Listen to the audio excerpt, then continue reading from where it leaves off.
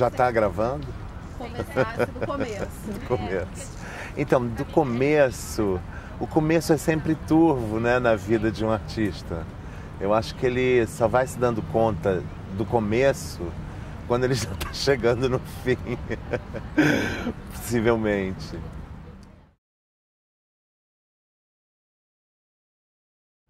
O meu começo ativo, assim, ele se deu em 1977, que foi quando eu entrei num lugar para fazer uma aula de alguma coisa, né? Então tem esse começo. Mas houve um começo, quando eu tinha 12 anos de idade, muito interessante, que foi quando eu entendi que aquilo ali poderia ser uma possibilidade, justamente pela apreciação, que foi quando eu vi o Lenny Dale dançando nos Dizzy Croquettes, no Teatro da Praia. Ali eu falei, puxa, adoraria fazer isso, mas não como uma possibilidade, sempre como um empecilho, por questões familiares, por eu ser de uma família de um pai que era de um outro meio de futebol, e mesmo a minha família toda é uma família de atletas, né? Então, assim, não existe nesse ramo da minha família, pai e mãe, nenhum vínculo com a arte. Mas tinha toda uma luta em relação a questões familiares e era muito difícil tudo, porque tudo que a gente fazia não era legal e estava errado. Então eu cresci meio num ambiente assim, rebelde, né? Para poder fazer as coisas que eu queria fazer. Inclusive mentia e dizer que fazia outras coisas e ia fazer aula de dança. Sem o menor problema. Mas aí eu resolvi fazer a tal da aula de dança mesmo, já que eu estava fora do Brasil, era mais fácil. Não tem que ficar ali me justificando. Então eu comecei fazendo uma aula de Martha Graham e aula de balé clássico. E era muito interessante, porque na aula de balé clássico só tinham 2 homens, eu e um punk. Então era o visual do latino-americano, né? E tinha aquele punk com cabelo colorido, arrepiado. E ela adorava, enfim, que tinham aquelas 2 expressões masculinas naquele ambiente. E retornei ao Brasil. Quando eu retornei ao Brasil, eu comecei a me aplicar aqui e fazer aulas de dança clássica e de jazz. Que o Rio de Janeiro, nessa época, era um celeiro do jazz. Não existia muito dança contemporânea. O que existia era muito alternativo e até o termo era muito pejorativo. Talvez precisasse aí de mais 10 anos para um entendimento do que significava realmente arte contemporânea, principalmente relativa a movimento, à dança. Eu fiz, aulas com a Marli Tavares, com o Lenny Dale, com a Nádia Nardini, com a Regina Sauer, com a Laura Proença, com a Tatiana Leskova, um pouquinho depois. Inicialmente foi com a Moema, que era uma professora da escola da Dona Tânia, com a Helena, com a Marilda, com o professor Aldo. Tinha um universo. A dança do Rio de Janeiro, ela se centralizava em Copacabana, num quarteirão entre a Figueiredo Magalhães e a Rua Santa Clara. Ali você tinha a Dona Eugênia, a Dona Tânia, a Marli Tavares e o Lenny, a Vilma Vernon do outro lado. 2 quadras depois você tinha a Regina Sal. Enfim, você tinha inúmeras academias. Ainda existiam as academias de dança, coisa que já não existe mais. E esse tipo de atividade contínua de formação eram as pessoas que realmente formavam os dançarinos, fora a escola de bailados, né, do Teatro Municipal. Foi um período que eu subitamente, em menos de 1 ano, entrei num grupo que era um grupo muito importante de jazz na cidade do Rio de Janeiro. Na verdade, era a origem daquele grupo, que se chamava Bandança, e que tinha a direção da Nádia Nardini, que era uma grande amiga minha. A gente adorava sair para dançar pelas boates da Zona Sul do Rio de Janeiro. Mas só que aquela praia ali não era a minha praia. Eu dançava razoavelmente bem, né? Mas não era... Eu não tinha uma grande identificação com aquilo. Então existia um conflito já ali entre o que se esperava de um dançarino de jazz dance e o que eu poderia ser, né? Eu não tinha muito querer quem. Acho que era o termo esse. E na verdade até tinha, mas não é isso. É que não era a minha expressão. E aí você vai tentando, né? Aí eu tentei entrar para um outro grupo que já estava tentando assim um pouquinho mais de dança moderna, que era a Regina Sauer. E também não deu certo. Eu fiquei 3 meses. Aí eu comecei a ficar estigmatizado, porque eu não me adequava em nenhum lugar. Eu falei, bom, então eu tenho que parar com tudo isso e tentar fazer alguma coisa eu, né? E na verdade é isso. Eu nem posso dizer que eu tenha sido assim um grande bailarino, dançarino, porque eu acabei tendo que me tornar coreógrafo. Eu acabei o que por um lado foi muito bom, porque eu adoro fazer o que eu faço. Eu não sei se eu ia gostar tanto de ser matéria para a construção artística de um criador. Isso é um lado que, com o tempo, cada vez mais eu percebo que foi a minha incompatibilidade artística com esses diretores e outros rápidos aí, ela resultou no meu próprio desenvolvimento artístico. Isso é maravilhoso. Nesse momento, sabe o que eu fazia? Eu ia pra praia às 6 horas da manhã e eu ficava inventando possibilidades de quedas e rolamentos na areia. E quando eu me dava conta, eu estava ali assim, às 6 horas, montando um repertório de movimentos em cima de quedas e suspensões. Então, realmente, aonde houve um desenvolvimento, passou a ter, né, um desenvolvimento de linguagem e que era uma característica muito original e minha, foi nesse momento, na praia, no Rio de Janeiro, no Arpoador. Eu morava ali do lado, então eu ia muito cedo. 1 ano depois, eu comecei a convidar umas pessoas para esse tipo de vivência na praia. E foi maravilhoso, porque dali surgiu o embrião para o que viria a ser o ateliê de coreografia.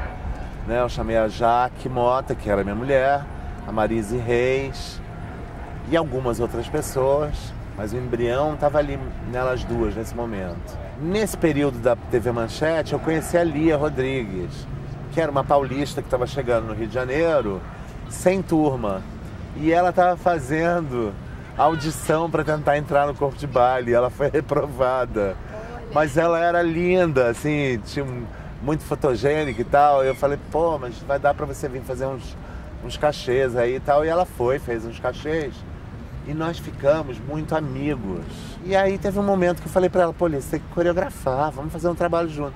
E nós fizemos em 87, se eu não me engano. As datas podem estar todas erradas, mas a gente pode fazer valê-las nesse documentário e ficam sendo elas. A gente fez o Catar juntos. E desse primeiro elenco era o André Vidal, que é um grande dançarino, a Marise Reis, a Lia Rodrigues, eu, a Denise Panessa e a Jaque também entrava. É porque tinha uma alternância que as mulheres iam ficando grávidas. Então, ao longo desse período, tiveram vários nascimentos de crianças, que hoje em dia já tem filhos, eu já sou avô, enfim, o tempo passa, né? E a gente não tinha onde mostrar os trabalhos, porque nós não éramos ninguém, né? Então a gente tinha que inventar um lugar para dançar. Então a gente ocupou um clube ali no Leme, chamado Copa Leme, e montou num grande salão um espaço para que nós nos apresentássemos.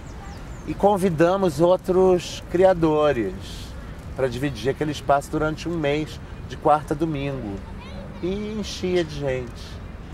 Que não tinha, né? Esse período foi o período de vazio, de esvaziamento, né? Que se deu entre aquele período que tinha os grupos de jazz, e esse que é uma modificação no cenário de criação no Rio de Janeiro. Alguma coisa estava começando a acontecer que não era mais como estava sendo anteriormente. E aí dá uns vazios assim que são muito engraçados, né? E aí a gente começou a se inscrever para festivais, Festival de Inverno de Ouro Preto, Festival da Bahia, um festival no Distrito Federal, e a gente começou a ter um retorno do que vinha a ser uma linguagem de dança contemporânea. Mas nessa época era muito interessante, nas redações de jornal a gente tinha que justificar o que era dança contemporânea. Não é essa coisa que já virou quase um gênero de dança, né?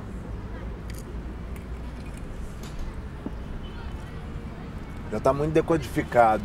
Dança contemporânea é a dança que a gente faz hoje. Hoje pode ser em 1980, hoje em 1990, 2000 e 2050. Essa aí veio, vai ficar e é isso aí, né? O que mais, hein, que eu tenho que dizer desse período? Esse período em que eu me encontrei com a Lia, depois de um tempo, começaram essas crianças a nascerem, a alternar o grupo de dançarinos. A Débora Coker, na época não era essa Débora Coker, era a Debinha, que tinha trabalhado com a Graciela, a Lúcia Aratanha. A gente foi chamando umas pessoas que fizeram parte desse início e também foram tendo filhos, essas pessoas. E era muito interessante a gente perceber hoje em dia, olhando, né, assim, do alto da nossa velhice, como que aquilo ali foi realmente um início significativo para uma história, né, que veio sendo desenvolvida. E mais interessante é que cada um com uma linguagem muito distinta do outro. Às vezes eu vejo trabalhos em arte em geral de pessoas que começaram assim há 15 dias atrás, eu falo assim, que coisa mais linda. E, no entanto, a pessoa está desenvolvendo aquilo há 1 ano e meio, sei lá, há 6 meses. E eu sou tomado por uma emoção daquele saber jovial. Eu aprendo com aquilo, me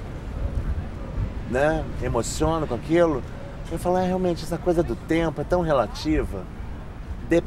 Depende muito do quanto que você está disposto e do quanto que as pessoas estão envolvidas no seu fazer, estão dispostas para uma realização. Eu adoro trabalhar em grupo e adoro mesclar. Eu não gosto de ser dono de uma companhia ou de um grupo. Eu acho isso chato e maçante. Mas ainda os nossos editais, a forma como a gente tem que se mostrar, exige que a gente seja uma coisa que a gente não deseja ser, né? Então eu me vejo muitas vezes me contradizendo e tendo que dizer que eu sou uma companhia e que completo 25 anos e que tenho trabalhos de repertório e que toda essa baboseira, mas eu gosto mesmo do próximo trabalho. Eu gosto de fazer um trabalho, quando eu termino o trabalho, eu já quero estar num outro trabalho. Ontem eu estava falando isso com a Paula Nestorova no telefone, que é uma grande amiga, uma artista que eu admiro, uma parceira. E falo, Paula, a gente precisa fazer os trabalhos e mostrar os trabalhos para a gente se ver livre deles e tentar resolvê-los em outros. E vai ser sempre assim, né? Parece um clichê, mas não é. É isso, é um tormento. E às vezes é agradável a gente está disposto e as pessoas que trabalham com a gente estão disponíveis. Às vezes elas não estão.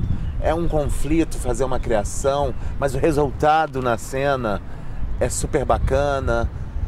Não existe muita receita, mas a surpresa dos encontros é maravilhosa. A gente estava vivendo o auge de uma crise nesse momento. Mais uma dessas crises financeiras que assolam o nosso país. E toda uma geração foi embora, de grandes dançarinos. Foi embora. Foi para os Estados Unidos, foi para a Alemanha, foi para a França, foi para a Inglaterra, foi para a Espanha. Sumiu, zarpou. E ficaram parcos únicos, órfãos, pensando assim, e agora? E agora? O que vai ser agora? Nesse momento, já era quase final dos anos 80, início dos anos 90, a gente realmente resolveu se juntar e fazer o olhar contemporâneo da dança. Não sei se você já ouviu falar disso. Foi um movimento ultra importante que se deu no Rio de Janeiro e que, pela primeira vez, ocupou as primeiras páginas dos cadernos de cultura, dos jornais representativos. E a atenção de instituições públicas. Esse olhar contemporâneo da dança foi uma mostra nacional muito importante para a dança nacional, porque chamou a atenção de que a dança estava num patamar de desenvolvimento intelectual e artístico mano a mano com o cinema. Não é com teatro, não, era com cinema, né? E isso causa um estranhamento, né? As pessoas davam um susto. Tinha a parceria da Funarte, foi super importante essa parceria, justamente para ocupar um espaço em função de oficinas, para conseguir um respaldo das mídias e retorno do público. Ali realmente acabou aquele vazio.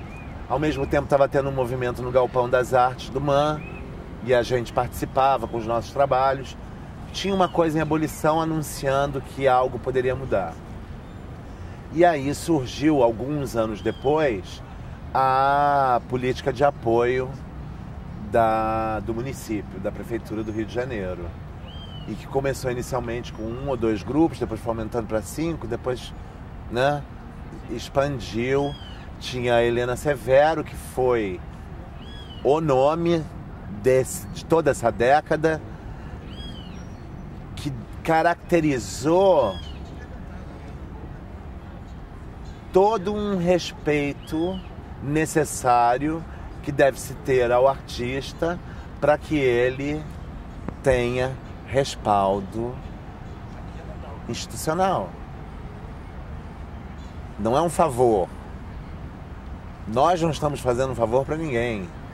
E não estão fazendo um favor para a gente. É simplesmente uma forma de estruturar a cultura, né? Ela tinha esse pensamento que era muito próximo das iniciativas que o Jack Lang teve uma década antes na França. Ela se espelhou naquilo ali e viu que aquilo era uma grande ação, né, cultural, e que traria retorno da importância que é esse tipo de respaldo para uma cultura, para o desenvolvimento da educação das pessoas e por aí vai, né? E, na verdade, as políticas públicas, elas são responsáveis pelo desenvolvimento estrutural, né? O artístico, evidente que não, porque dá-se sempre um jeito. E talvez nos períodos de maior crise sejam os períodos que mais se produza. Que mais você cria alternativas. Mas chega uma hora que é insuportável você trabalhar sem recursos. A gente está num momento em que as pessoas estão, exatamente nessas semanas, enlouquecidas em suas casas, fazendo as suas propostas, loucas para serem aprovadas, para poderem desenvolver seus projetos. No lado de cá, eu acho isso incrível. Eu adoro ver as pessoas perturbadas, com insônia, inquietas, querendo realizar. E tomara que a gente tenha equipamentos nessa cidade e articuladores, gerentes de cultura, enfim, que acolham todas essas produções. Mas acho que está num momento em que a gente deveria achar novas alternativas, não só de espaço, mas em como realmente formar novas plateias e outras possibilidades e conceitos de trabalhos, que não sejam só espetáculos ou nesse formato. Eu acho que a gente está precisando de uma sacudida aí para fazer valer, né, essa questão cultural.